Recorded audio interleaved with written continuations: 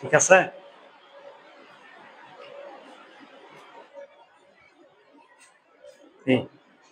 আপনি কোথা থেকে আসছেন? হ্যাঁ, রামপুরা।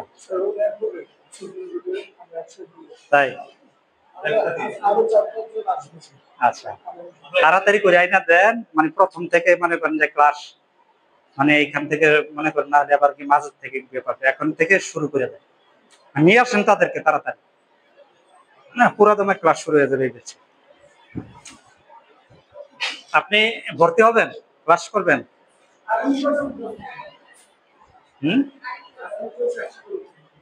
আচ্ছা, আপনার যারা যারা আছে সবাইকে নিয়ে, অ্যাডভোকেটদের তো বেশি প্রয়োজন, যারা আইনজীবী আছেন তাদেরই বেশি প্রয়োজন বিশেষ করে।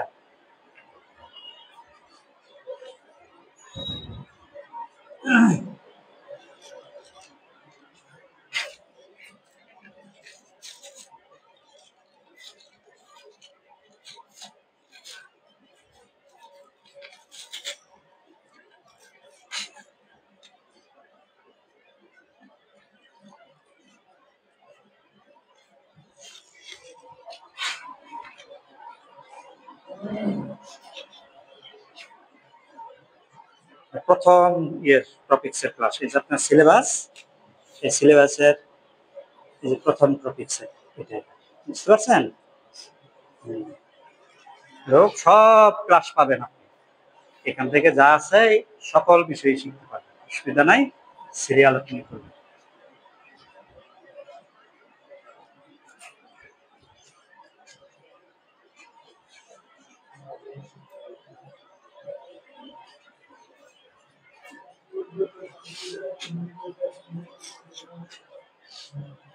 আচ্ছা, তাহলে আমরা ফারাইজ সাজাইলাম। তো একজন ফারাইজবিদের তিনটি মৌলিক বিষয়ের জ্ঞান থাকতে হবে, কি কি? একজন ফারাইজবিদের তিনটি মৌলিক বিষয়ের জ্ঞান থাকতে হবে, কি কি বলেন? এক নাম্বার হলো ওয়ারিশদেরকে চিনতে হবে, কে কোন শ্রেণীর ওয়ারিশ। এই আমরা জানি তিন শ্রেণীর ওয়ারিশ আছে, তাহলে এই তিন শ্রেণীর ওয়ারিশদেরকে চিনতে হবে। এই তিন শ্রেণীর মধ্যে কে কোন শ্রেণীর ওয়ারিশ তা চিনতে হবে, জানতে হবে। দুই নাম্বার গিয়া কি, ওয়ারিশদের মধ্যে, এই যে ওয়ারিশ যারা আছে এখানে, ওয়ারিশদের মধ্যে কার কারণে কে বঞ্চিত হয় তা জানতে হবে, এবং বঞ্চিতদের তালিকা তৈরি করা জানতে হবে। বঞ্চিতদের তালিকা যখন তৈরি হয়ে যাবে, বঞ্চিতদের তালিকা বাদে যারা পাবে ওই সম্পত্তি, তাদের প্রত্যেকের কার কত অংশ। তিন নম্বরে গিয়ে এলো ওয়ারিশদের কার কত অংশ। তাহলে এক নাম্বার হইলো ওয়ারিশদেরকে চিনতে হবে, কে কোন শ্রেণীর ওয়ারিশ। দুই নাম্বার হলো ওয়ারিশদের মধ্যে কার কারণে কে বঞ্চিত হয় তা চিনতে হবে। তিন নম্বরে গিয়ে হলো যে কার কত অংশ, ওয়ারিশদের মধ্যে কার কত অংশ, জাবিল ফুরুজ অনুযায়ী তার অংশ কত, আসাবা অনুযায়ী কত, হ্যাঁ, এই বিষয়গুলো জানতে হবে। তারপরে সমস্যা কয়েকটা, চাউল সমস্যা, রথ সমস্যা, এইগুলো মামুলি বিষয়, এটা কোনো সমস্যা না, ওটা পরে সমস্যা জায়গা বুঝে নিবি। তাহলে দেখি এখানে যে ওয়ারিশদের মধ্যে স্ত্রী কোন শ্রেণীর ওয়ারিশ, জাবিল ফুরুজ, কোরআনিক শেয়ারা, তার আল কোরআনের নির্দিষ্ট অংশ আছে।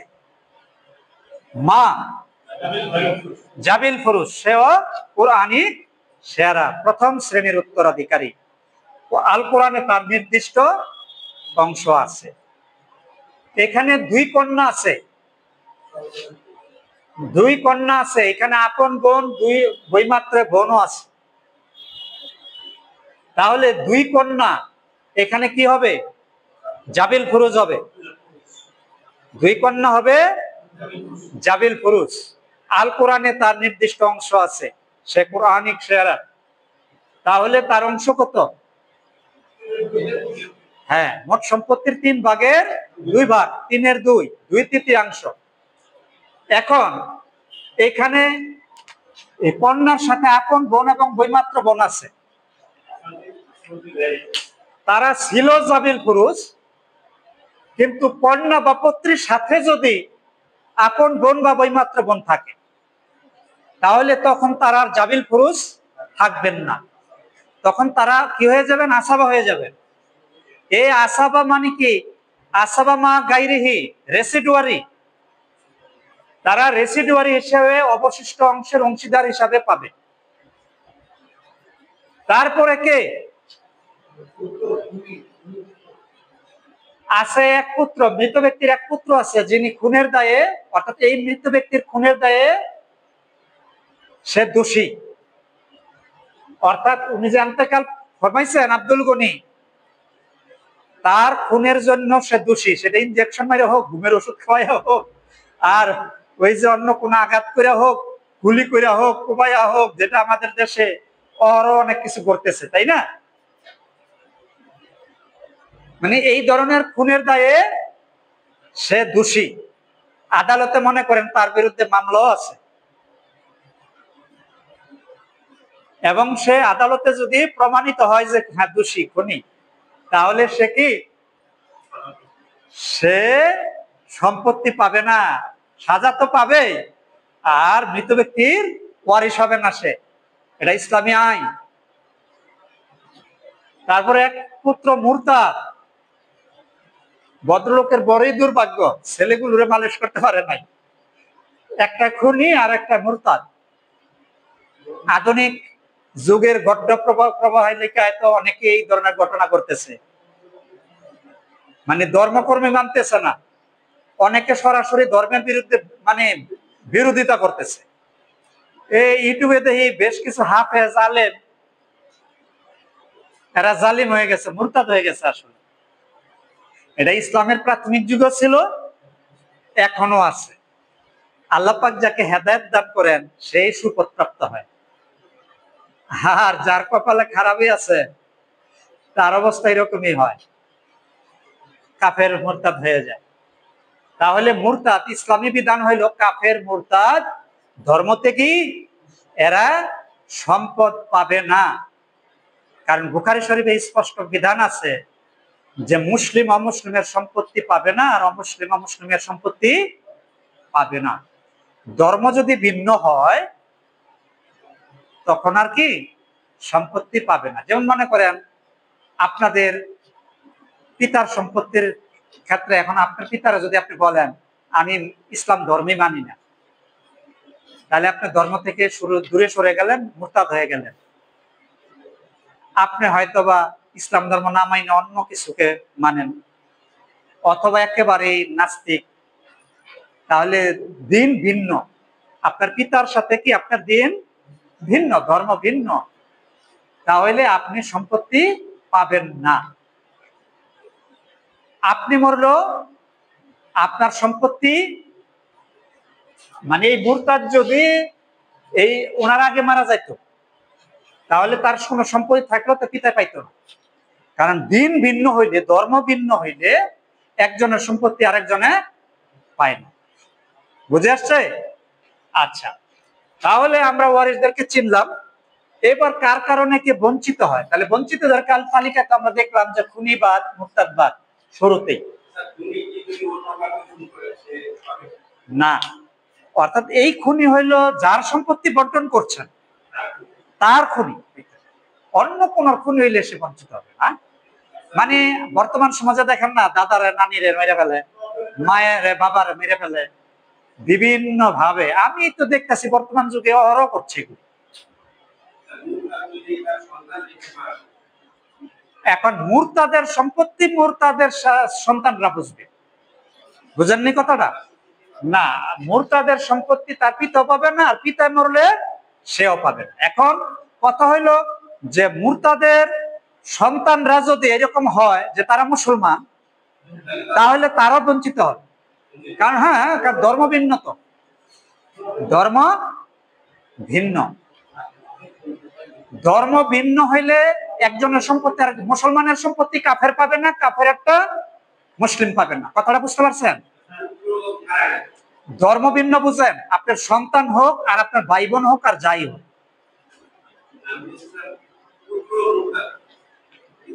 না না, পুত্র যদি মুরতাদ হয় তাহলে তো জাতে জাত মিলছে, মানে একই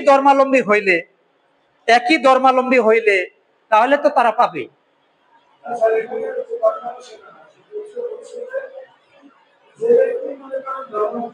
হ্যাঁ, পরবর্তীতে সম্পত্তি তখনই প্রযোজ্য বন্টন হবে যখন সে মারা গেছে, তখন ওয়ারিশের প্রশ্ন। হ্যাঁ, এখন ব্যাপারটা হইল যে তার সম্পত্তি তার সন্তানরা পাবে কিনা সেটা বলছিলেন না, সে নিজেই তো পায় না, মূলই তো নাই, তারপর শাখা কেমনে পাবে? বুঝেননি কথাটা? পিতার কারণে আউট হয়ে গেছে। হ্যাঁ, না এখন সে যখন মারা গেছিল তখন তো সে, বুঝেননি কথাটা? তো কাজেই মনে করেন যে তার মুরতাদই পাইলো না, তার সন্তানরা পাবে কিভাবে? পাবেন মুরতাদের সন্তান তারা, বুঝছেন কথাটা? এখন সম্পর্কটা হইলো যখন উনি মারা গেছে তখন তার পুত্র হলো মুরতাদ, এখন তার সন্তান তার বউ মনে করেন যে মুসলমানই আছে, এতে কোনো আর যায় আসে, কিন্তু মুরতাদে পাচ্ছে না, তাহলে মুরতাদে না পাইলে তার সন্তানরা কিভাবে পাবে? বুঝতে পারছেন? আচ্ছা, তাহলে এইবার আসেন যে আপন বোন আর বইমাত্র বোন আছে, তাহলে কে পাবে? এখানে বইমাত্র বোন বঞ্চিত হবে। কি কারণে? আপন বোনের কারণে বইমাত্র বোন বঞ্চিত হবে। আপনার এখন তাহলে জামিল পুরুষ কয়জন? এই 3 জন। নির্দিষ্ট অংশ 2 কন্যার কত? 3 এর 2। মার অংশ কত? 6 এর 1 যেহেতু সন্তান আছে। স্ত্রীর অংশ কত? 8 এর 1 যেহেতু সন্তান আছে। তাহলে এই যে হরগুলোর লসাগু বের করেন, 8, 6, 3, 24 হবে নাকি?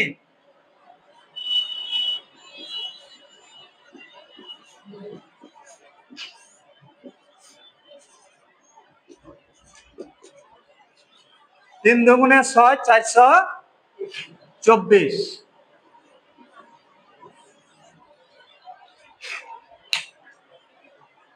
মাখরাজ কিন্তু কোনোদিনই 24-এর উপরে হবে না, আপনারা এটা মনে রাখবেন। মাখরাজ কোন সময় 24-এর উপরে হবে না, হরগুলোর লসাগু কোন সময় 24-এর উপরে হবে না ফারাইজের ক্ষেত্রে। আচ্ছা, এখন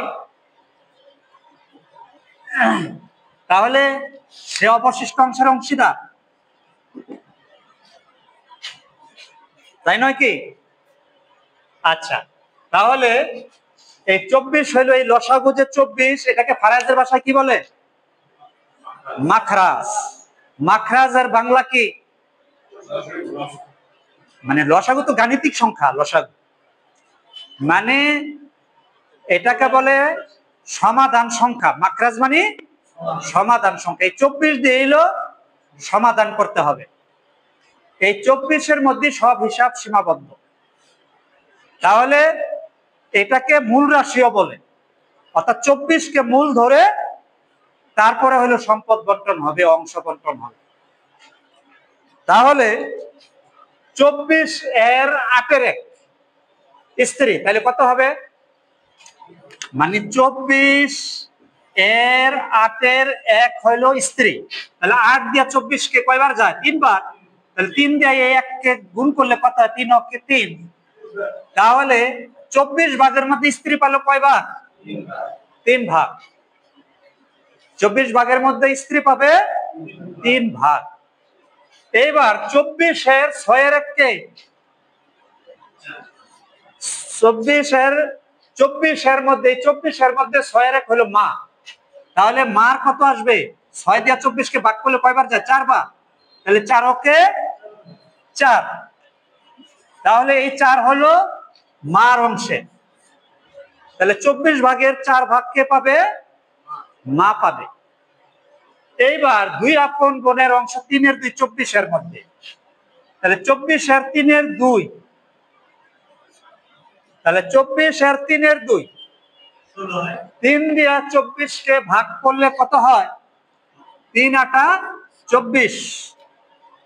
তাহলে 3 দিয়া 24-কে ভাগ করলে হয় 3 8 24, তাহলে 8 দুগুণে 16। তাহলে 16 হবে 2 কন্যার অংশ। তাহলে স্ত্রী 8/1 অনুযায়ী পায় 3, এই 24-এর মধ্যে। 24-এর মধ্যে 6/1 অনুযায়ী পায় হলো মা 4 ভাগ। 24-এর মধ্যে 3/2 অনুযায়ী 2 কন্যা পায় 16 ভাগ। তাহলে এই 3 জনের অংশের সমষ্টি কত যোগ করি, তাহলে 23। তাহলে এই জাবিল পুরুষ 3 জনে অংশ নিয়ে গেল 24 থেকে 23। তাহলে অবশিষ্ট থাকে কত, 1। এই অবশিষ্ট 1 কারা পাবে, 2 আপন বোনে পাবে, 2 আপন বোন পাবে। তো আপনার এখন 24 দিয়ে তো আমাদের সমাধান সংখ্যা, 24 দিয়েই সমাধান করতে হবে।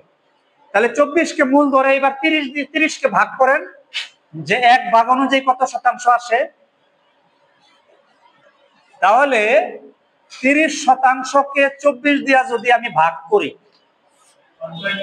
তাহলে 24 দিয়া কত হয়, 1.25% সমান 1 ভাগ বা 1 অংশ, তাই না?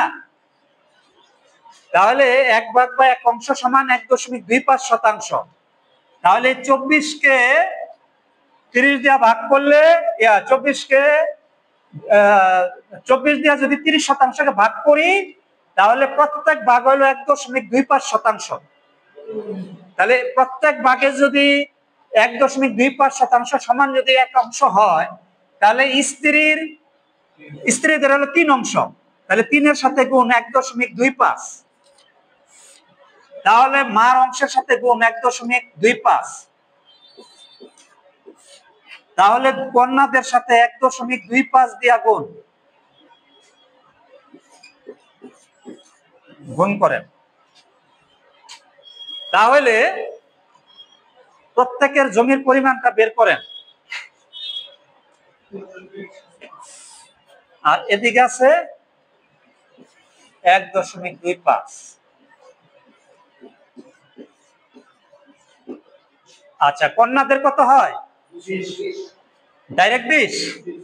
তাহলে তাদের হলো 20% 2 কন্যা। তাহলে কন্যা 2 জন, যেহেতু 2 জনের মধ্যে ভাগ করে দিয়ে দেয়, তাহলে কত 10% করে কন্যারা।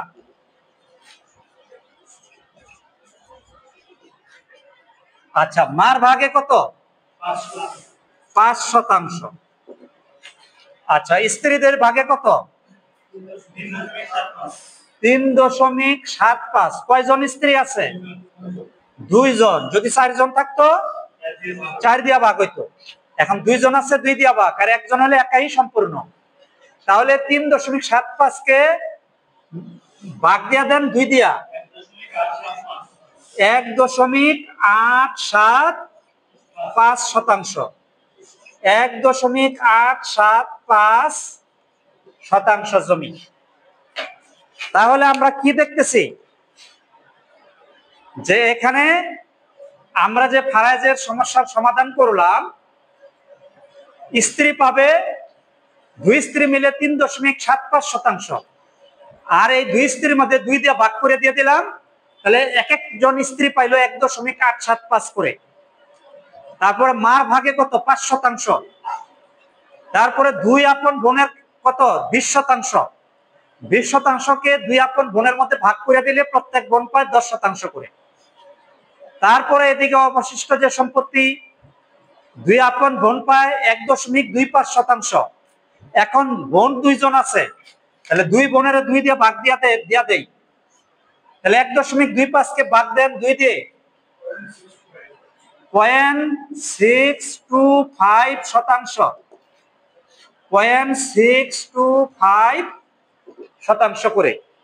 তাহলে বোনেরা প্রত্যেকে পাবে 0.625%, অর্থাৎ 62.5 অযুতাংশ।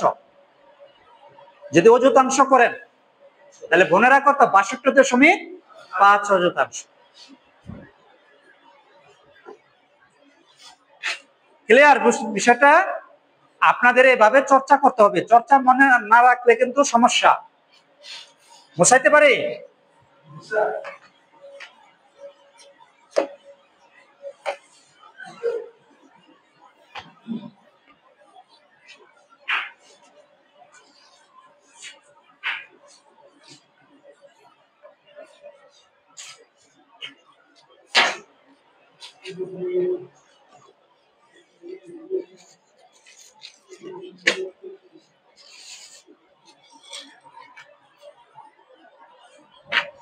যে মুসলিম লয়ের নোটটা।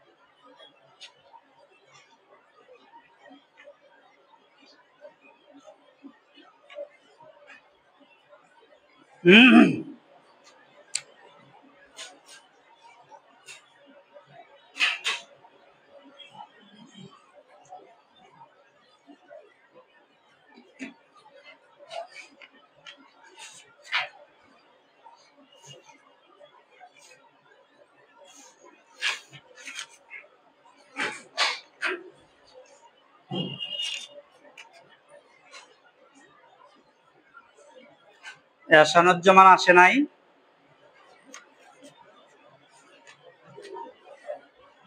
আরিফুল ইসলাম আসেন একটু। ডিভাইডার, ভূমিয়া স্কেল, পিটি স্কেল, একটা খোলেন।